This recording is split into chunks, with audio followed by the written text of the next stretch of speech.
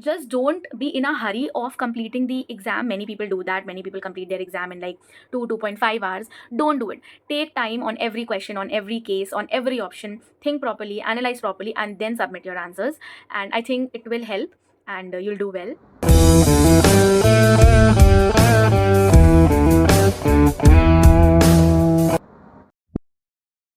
Hi everyone, welcome to Vaishnavi's chat box. So in this video, I just wanted to share my SHRM-CP exam experience.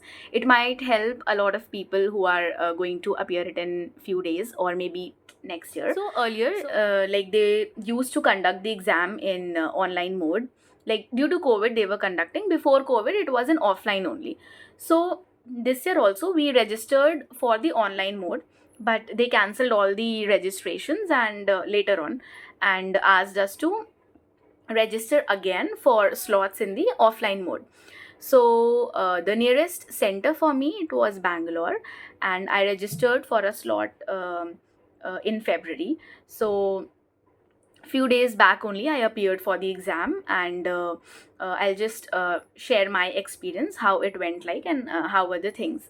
So one day before the examination, they'll call you to give a reminder, and they'll give you the your reporting time. So for example, my slot was at 12:45 p.m.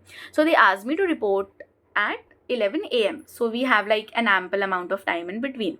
And when you'll visit the center on the day of the examination, so they'll ask for your a few specific ID cards, like they had the passport, driving license, and PAN card.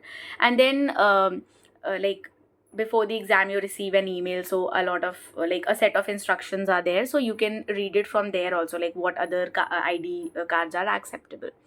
So you have to carry your ID card and a transparent water bottle if you want to, and you don't require any other thing to carry along with you.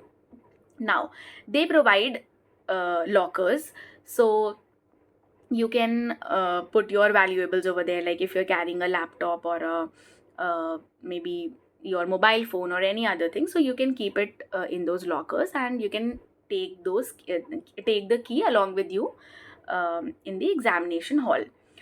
So before entering the examination hall, they did the checks and all, like if you're carrying any electronic gadget or any chits or anything, and a security check they conducted.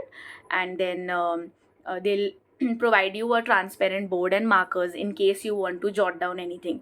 So like as per my experience, you don't need to write down or write down anything, but then in case you need, you can use those boards for that. Now once the exam begins, so there are two sections. Section 1 has 20 questions knowledge items, then 27 questions decision making based, and then 20 again knowledge items. So it's like 20, 27, 20. And then the same pattern follows in the section 2. So again 20 knowledge items, 27 decision making, and then 20 knowledge items again. So first you have to appear for section 1. Once it is completed, only then section 2 will open for you. Both the sections are for 1 hour 50 minutes, so total 3 hours 40 minutes. And in case you have to take a break, you are allowed to go out for 15 minutes, or like take a break for 15 minutes in total, only once.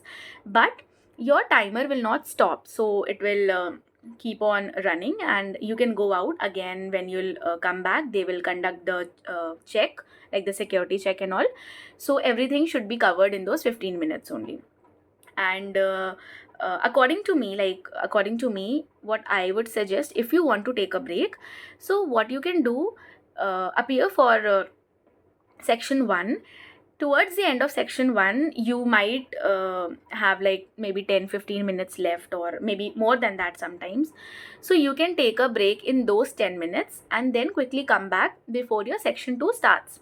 So this way you are saving time, or basically you're not wasting extra time on your section 2 or section 1. I personally did not take a break, but as per my personal experience, I would say that towards the mid of section 2, I started losing my concentration. I started getting distracted. restless. So I would recommend to take a break for like 10 minutes, go out, drink water, and then come back again. But then again, it depends from person to person. Whatever you feel is right for you, you should do that. But yeah, it was difficult to sit for like 3.5 to 4 hours straight. And I feel that it affects your decision making. If you're getting restless, if you're getting distracted, if your concentration is losing, you will not be able to take decisions properly. But then again, whatever works for you.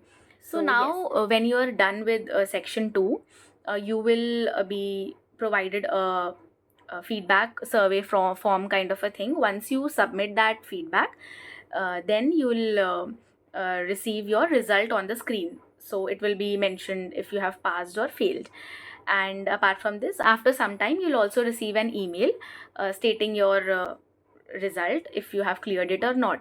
And then after few days, you will receive an official detailed report, which I have also not received till now. So I think it will be covering like your areas of improvement, areas of weakness, and strengths, and maybe other things as well. So if I talk about the preparation part, so for example, like if you are an MBA student, so whatever you have studied in the past 1.5 to 2 years, that should be enough if you have done it properly, because majorly it is decision making that is I feel that is going to be an important aspect.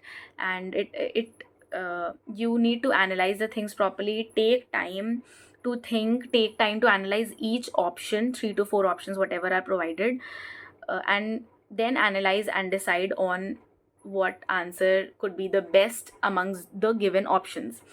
Also, if you want, you can go through the SHRM books and brush up your HR concepts. I think that should be sufficient if you have studied properly in the past 1.5 to 2 years, and think and take decisions properly. So yeah, and one more thing. So this is my personal experience. It could be different for different people and at different exam centers. So it should not be generalized. So yeah, towards the end, I would like to say that have patience during the exam also. Think properly, stay calm, and just try not to lose your focus. You will start getting distracted after a point. Like personally, that happened with me. But still, just don't be in a hurry of completing the exam. Many people do that. Many people complete their exam in like 2.5 hours. Don't do it. Take time on every question, on every case, on every option. Think properly, analyze properly, and then submit your answers. And I think it will help, and you'll do well. So all the best to the ones who are going to appear, and just give it time, and I think you will be able to do it. So yeah, we'll meet next time. Like, share, and subscribe to Vaishnavi's chat box. Till then, bye bye.